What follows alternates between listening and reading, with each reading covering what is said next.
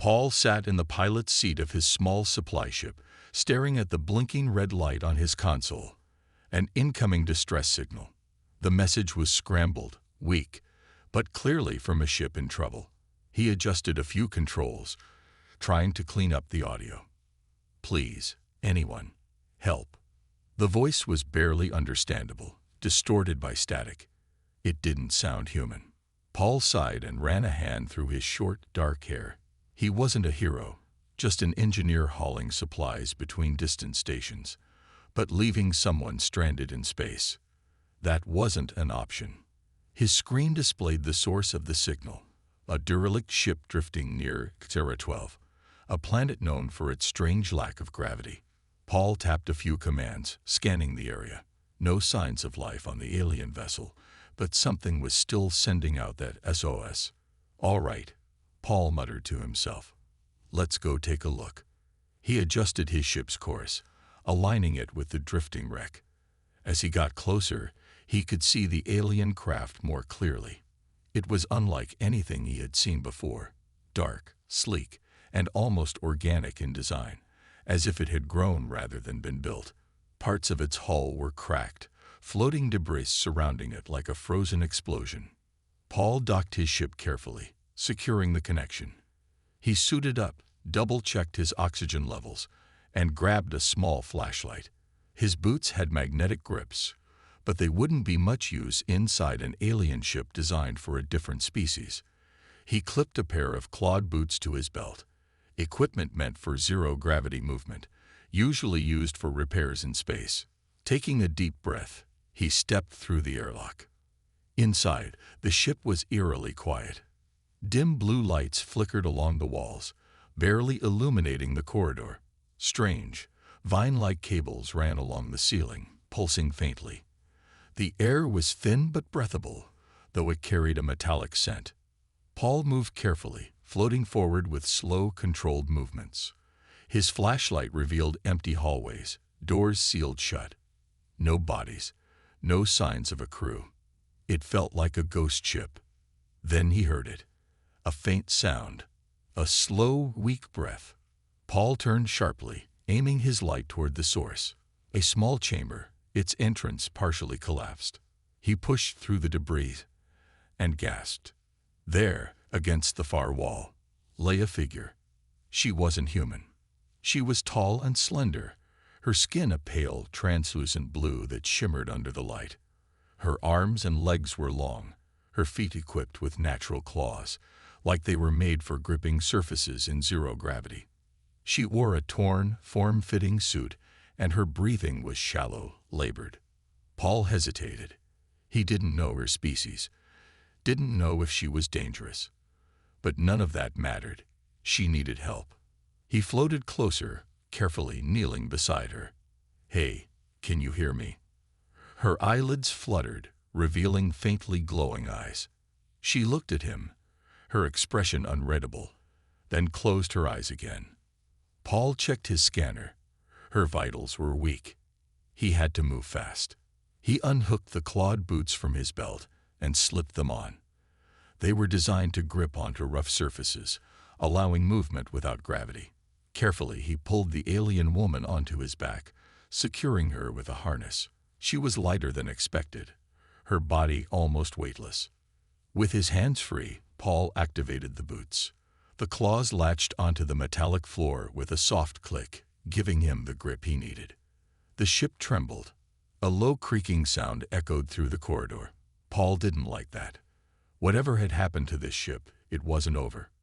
"I really hope you're not the one who sent that distress signal," Paul muttered as he started moving, "because I don't think we're alone here." As he carried her through the dark corridors, something in the ship shifted behind him. And then the lights went out. Darkness swallowed the corridor. The dim blue lights that had flickered moments ago were now gone, leaving Paul in complete blackness. His breath slowed as he tightened his grip on the alien woman strapped to his back. His flashlight was the only source of light now, cutting a narrow beam through the floating dust and debris around him. Something had changed. The ship, which had been silent except for the occasional creak, now felt alive. Paul didn't like that. He moved carefully, using his clawed boots to grip the floor. Without gravity, it was easy to lose control, but the boots gave him just enough stability to push forward. He needed to get out of here, fast. A low hum vibrated through the walls. It wasn't mechanical. It sounded organic, like the slow pulsing of a heartbeat. Paul swallowed hard. "Not creepy at all," he muttered.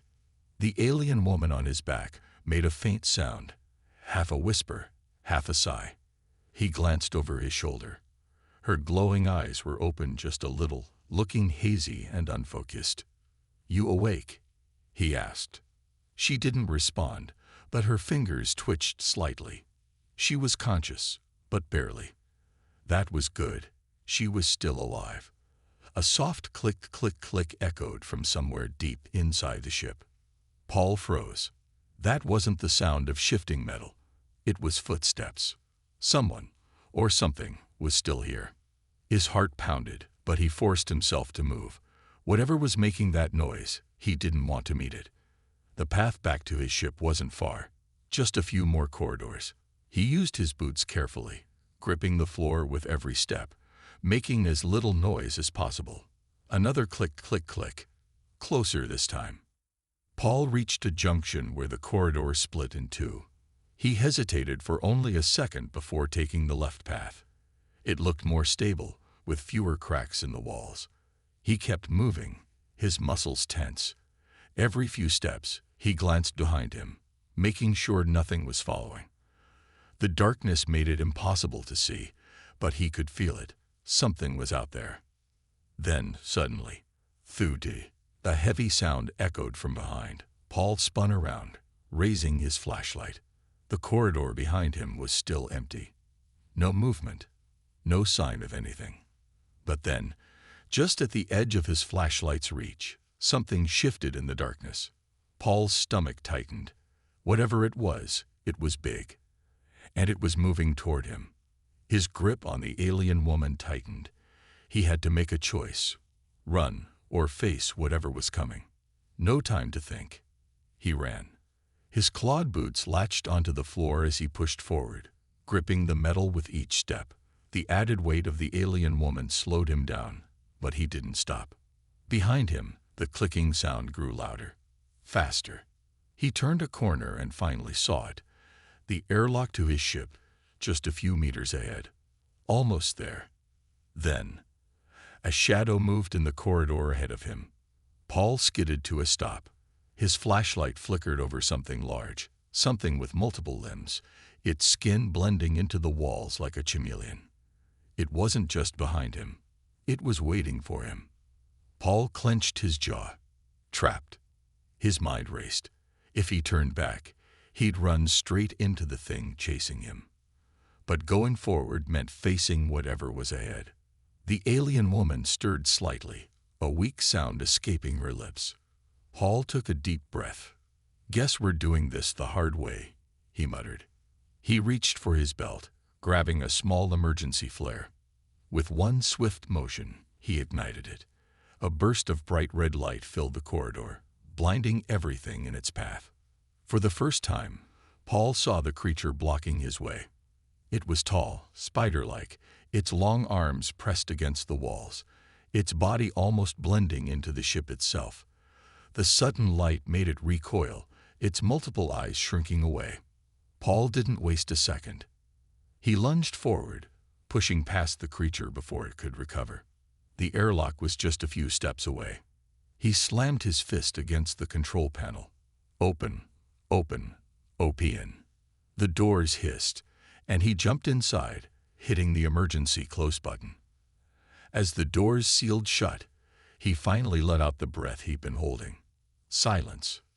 Then, bang, something hit the other side of the door. Hard. Paul stumbled back, gripping the alien woman tightly. The ship's AI beeped, detecting the sudden impact. Unknown life form detected outside the hull, the robotic voice announced. Paul let out a weak chuckle, shaking his head. Yeah, no kidding. His heart was still racing, but they were safe. For now. He turned, carrying the alien woman to the medical station.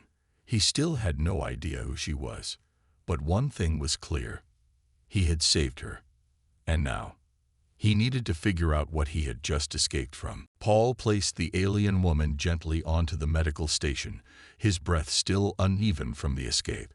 His supply ship was small but well-equipped, and right now, it was their only safe haven. The screen above the bed flickered to life, scanning her weak but steady vitals. She was alive, but barely. Paul sighed, rubbing his temples. What did I just get myself into? The loud bang from the airlock made him jump. Something was still out there. He turned toward the security monitor, switching the external cameras on. A dark shape crawled along the hull of the alien ship he had just escaped from. It was huge, its limbs stretching unnaturally, moving in ways that sent a chill down Paul's spine.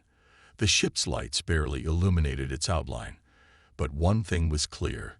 It was searching for him. Paul clenched his jaw. He needed to get out of here. He moved to the pilot's seat, fingers flying over the controls. His engines were already warmed up. He had planned for a quick escape. The problem was the gravityless planet below. If his ship got caught in its strange gravitational field, breaking free wouldn't be easy. Still, staying here wasn't an option. He activated the thrusters. The ship rumbled as it started moving. Then, a sharp screech echoed through the hull. Paul's eyes snapped to the monitor. The creature had leaped from the derelict ship, and it was clinging to his ship now. Paul's heart pounded. That thing was fast, faster than anything he had ever seen in deep space. He had to shake it off. Gripping the controls tightly, he pulled the ship into a sharp roll, spinning it in place. The artificial gravity inside struggled to keep up, making the entire cabin shudder. Through the monitor, Paul saw the creature losing its grip, its limbs scrambling to hold on. "Come on," he muttered, twisting the controls further. Another hard turn, another roll. And then, the creature lost its hold. It tumbled backward into the darkness of space. Paul didn't wait to see what happened next. He punched the thrusters, pushing his ship away from the danger zone. The engines roared as they blasted forward, heading toward the outer edge of the gravityless planet's influence. His hands trembled slightly as he adjusted the course. He had escaped, but that thing, it hadn't been an ordinary predator. It had been hunting him. Paul took a deep breath, trying to calm himself.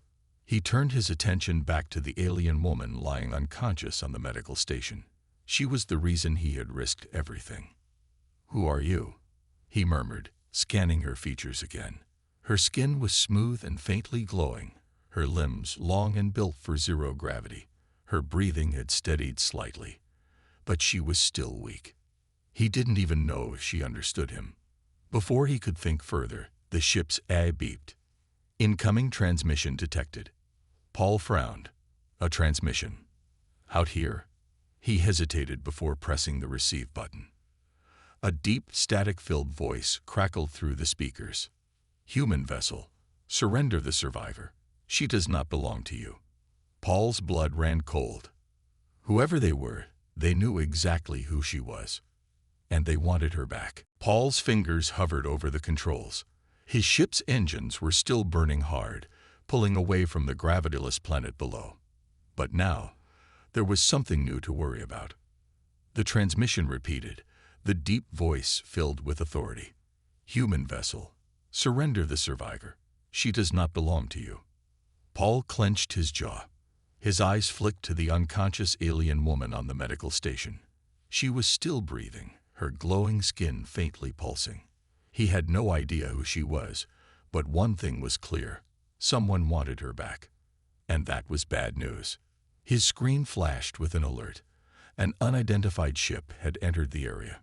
It was bigger than his, sleek and sharp, like a hunting bird, a warship. Paul exhaled slowly.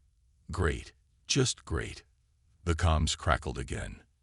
"Last warning, human. Give her to us, or we will take her." Paul didn't respond. His mind raced. Fighting wasn't an option. His ship was fast, but it wasn't built for combat. And talking? He didn't know what they wanted her for, But if she had been running from them, there was no way he was handing her over. That left only one choice: escape. Paul checked the readings. The ship had almost cleared the strange gravityless field of the planet, but something was off. His thrusters weren't pushing at full power. Then, his ship lurched, shaking violently. Paul grabbed the console, eyes darting to the sensors. A massive gravitational pulse had just hit them, from the planet. His stomach twisted. That wasn't normal. The planet was pulling them back. Paul's heart pounded. He fired the engines harder, pushing against the force, but it was like fighting an invisible tide. The ship shuddered, warning alarms blaring. Through the cockpit window, he could see it. The surface of HFY 12. It wasn't just a lifeless rock. The ground itself moved, faint pulses of light spreading like veins. The planet was alive, and it didn't want them to leave. The enemy warship hovered above, not attacking. They were waiting, watching. Paul gritted his teeth. They knew. They knew what the planet was doing. His eyes flicked back to the alien woman. Had she known too? Suddenly, her glowing eyes snapped open. Paul jumped, startled. She looked around, breathing quickly, before her gaze locked onto his. For the first time, she spoke. A single word: run. Paul didn't need to be told twice. The planet's gravitational pulses were increasing, making his ship tremble. The only way out was through it. He twisted the controls, angling toward the side of the planet where the gravity was weakest. The warship finally reacted. A bright energy beam shot past, barely missing his ship. A warning shot. Paul cursed. They weren't playing anymore. "Hang on," he shouted, not even sure if she understood. He dived toward the planet, skimming just above the surface. The gravitational waves hit hard, pulling, twisting, but he used it, bouncing off the energy fields instead of fighting them. The warship followed, its weapons lighting up. Another pulse from the planet. Paul gripped the controls tightly, using the sudden boost to slingshot his ship forward. The warship wasn't as lucky. It got caught in the gravity shift, struggling to correct course. Paul saw his chance. He punched the thrusters to max. His ship broke free. The gravitational pull vanished, and suddenly, the weightlessness of open space returned. The enemy warship tried to follow, but it was still fighting the planet's unpredictable gravity. Paul didn't wait to see if they recovered. He blasted into deep space, leaving the danger behind. Silence filled the cabin.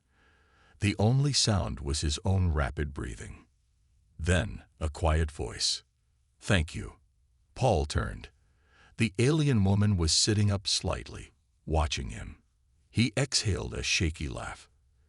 "Yeah, well, I still don't know who you are." She held his gaze for a long moment.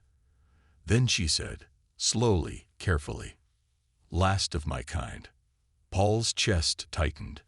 He had just saved the last of an entire species. And now he had a whole new kind of trouble. Paul sat back in the pilot's seat, his heart still pounding from the escape. His ship drifted through deep space now, the strange planet and the enemy warship shrinking in the distance. They were safe, for now. His eyes flicked to the alien woman. She was awake, sitting up on the medical station, her glowing eyes watching him. Her words echoed in his head. "Last of my kind." Paul cleared his throat. "So, you got a name." She hesitated, as if searching for the right words. Then she spoke, her voice soft but clear. "Sally." Paul nodded. "All right, Sally. I'm Paul." He gestured toward the screen showing the enemy warship still stuck near the gravityless planet. "Mind telling me why those guys want you so bad?" Sally's glowing eyes darkened slightly. She looked down, as if carrying a heavy weight. "They destroyed my people," she said slowly. "Hunted us. Until only I remained." Paul's stomach tightened. He had guessed she was in danger, but an entire species gone. That was something else. "Why?" he asked. Sally met his gaze. "Because of what we know." Paul frowned. "What do you mean?" She looked toward the cockpit window, out into the endless stars. Her fingers tightened against the metal table. "My people, we were explorers, travelers of the void," she said. "Long ago, we discovered something, a secret that should never be found." Paul leaned forward. "A secret?" Sally gave a slow nod. "A world hidden between time and space, a place that should not exist." Paul exhaled sharply. "You're saying you found a lost world?" Sally's glowing eyes locked onto his. "Yes, and now they hunt me so no one else can find it." Paul rubbed his face. He had expected some kind of political mess, maybe a war between alien factions, but this, a hidden world. He shook his head.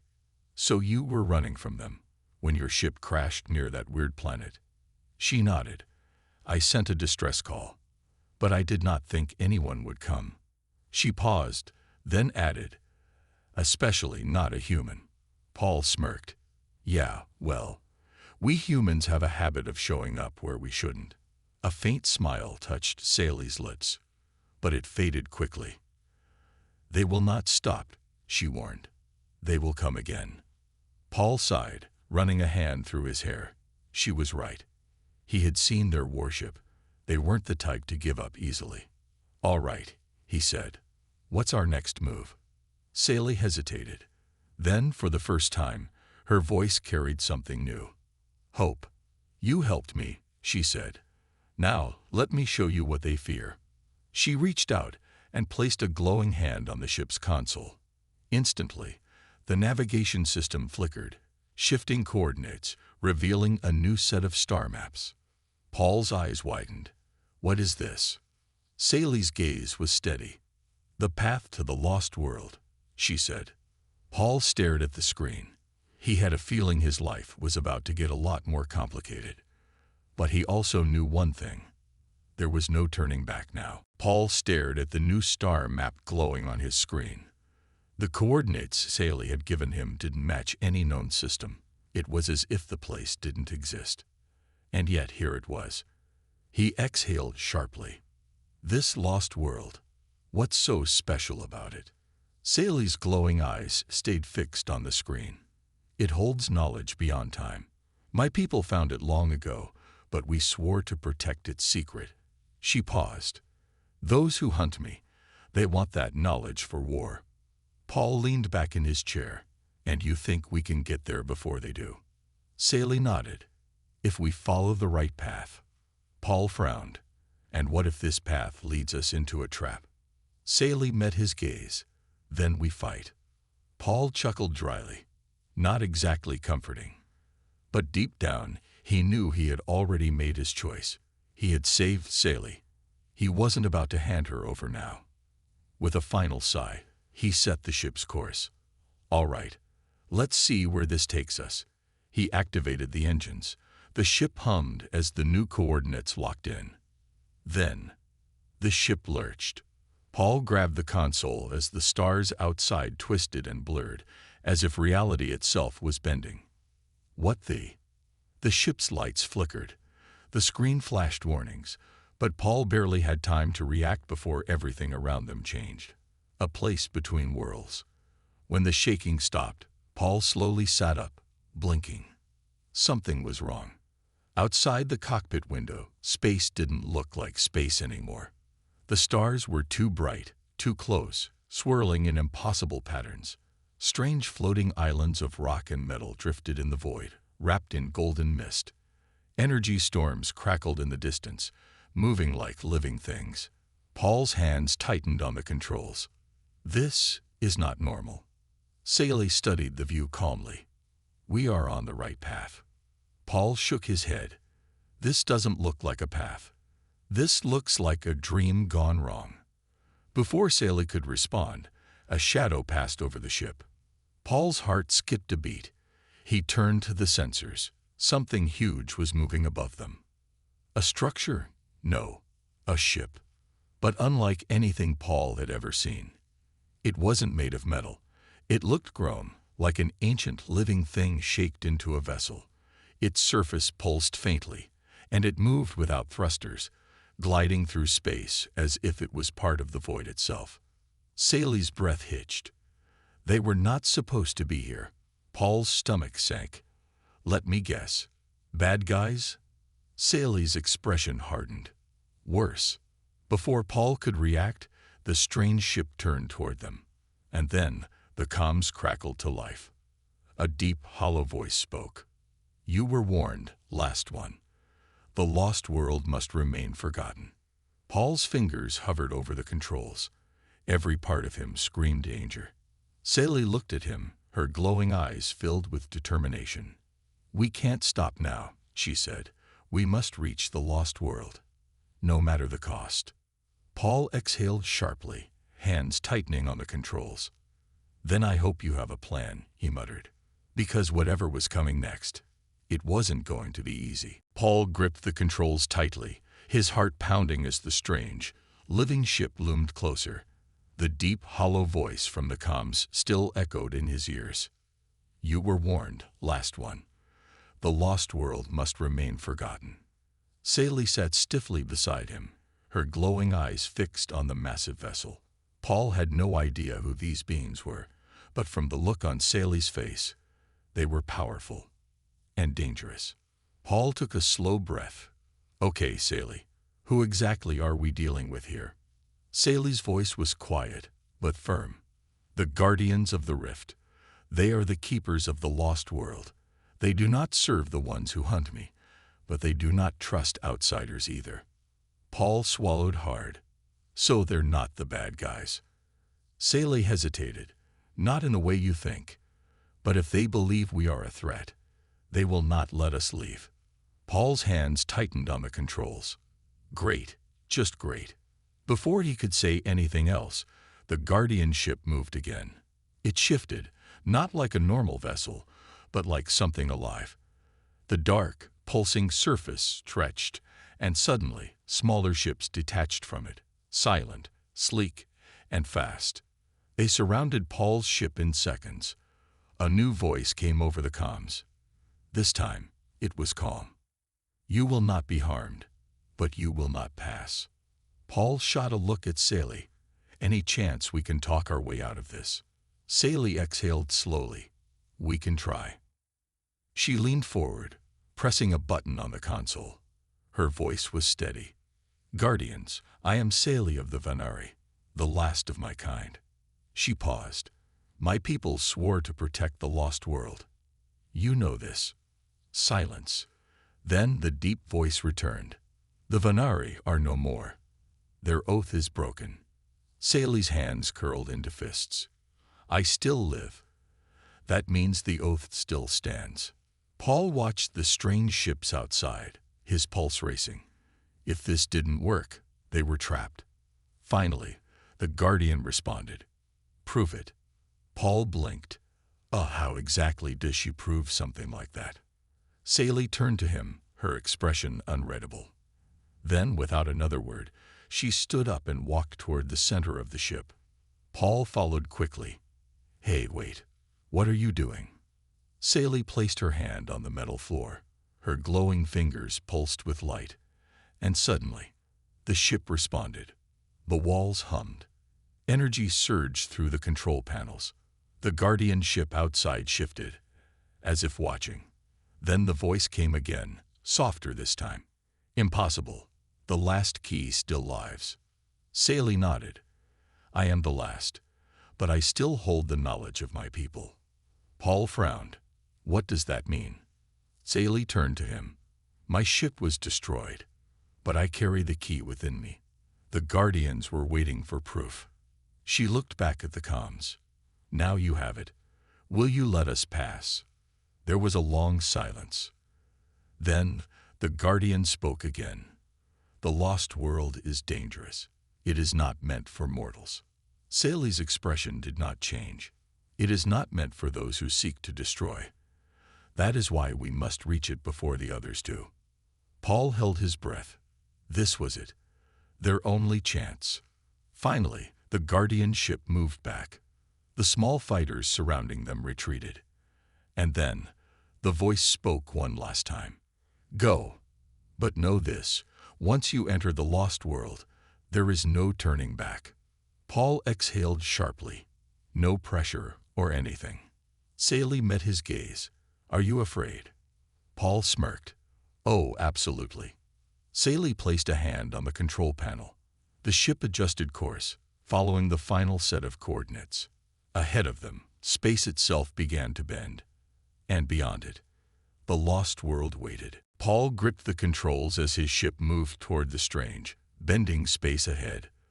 The Guardian ships had let them pass, but their warning still echoed in his mind. Once you enter the lost world, there is no turning back. Paul exhaled sharply. Well, here goes nothing. Sally stood beside him, her glowing eyes fixed on the swirling energy ahead. She was calm, too calm. Paul glanced at her. You sure about this? Sally nodded. It is the only way. Paul didn't like that answer. But it was too late to stop now. He pushed the thrusters forward. The ship passed through the distortion. And suddenly, everything changed. A world outside time. Paul blinked, trying to make sense of what he was seeing. They were no longer in space. The ship hovered above a vast, endless ocean, but the water wasn't blue. It shimmered with gold and silver, shifting like liquid metal. In the distance, floating islands drifted in the air, covered in glowing trees. Above them, the sky was not a sky. It was an endless void of stars, swirling and shifting as if the universe itself was watching. Paul let out a slow breath. Okay, that's new. Sally's voice was soft. We made it. Paul shook his head. I don't even know what we made it to. Sally turned to him. The lost world exists outside time. It was hidden here long ago, to keep its secrets safe. She gestured toward the ocean below. Beneath these waters lies knowledge beyond imagination, the history of the universe itself. Paul frowned. And the people hunting you, they want that knowledge. Sally nodded. They want to use it for war, to rewrite reality itself. Paul exhaled sharply. Yeah, that sounds bad. Before Sally could respond, the ship's sensors beeped. Something was moving beneath the golden ocean. Paul checked the screen. Off, Sally. She turned just as the water shifted. From below, a massive structure began to rise. A towering temple, its surface covered in glowing symbols. It had been hidden beneath the waves, waiting for someone to arrive. Paul's heart pounded. That looks important. Sally's expression was unreadable. It is. The final key lies inside. Paul didn't like the way she said that. And by final key, do you mean something cool and helpful, or something that'll probably try to kill us? Sally gave him a small, knowing smile. We will see. Paul groaned. That's not an answer. Sally placed a hand on the console. Prepare to land. Paul sighed. Yep, this is definitely a bad idea. But he guided the ship toward the temple anyway. As they approached, the waters below stirred again, and something watched them from beneath. Paul didn't know what it was, but he had a feeling they were not alone. Paul landed the ship on a smooth platform at the base of the massive glowing temple. The golden ocean around them shimmered, shifting like it was alive. He could feel something, a presence, watching them, but nothing moved. Sally stepped forward, her glowing eyes fixed on the entrance. The doors were enormous, covered in symbols that pulsed with faint blue light. Paul exhaled sharply. So, we just walk in. Sally placed a hand on the door. No, we must be chosen. Paul frowned. What does that mean? Before Sally could answer, the symbols flashed brightly. And suddenly, the world vanished. The trial. Paul blinked. He was no longer outside the temple. He stood in a vast, endless space filled with swirling stars. There was no floor beneath him, no walls, only infinite darkness and light. Sally, he called. No answer. Then, a deep voice echoed around him. Who are you? Paul turned, but there was no one there. Up, Paul. The voice rumbled again. Why are you here? Paul swallowed. I'm helping a friend. The voice was silent for a moment.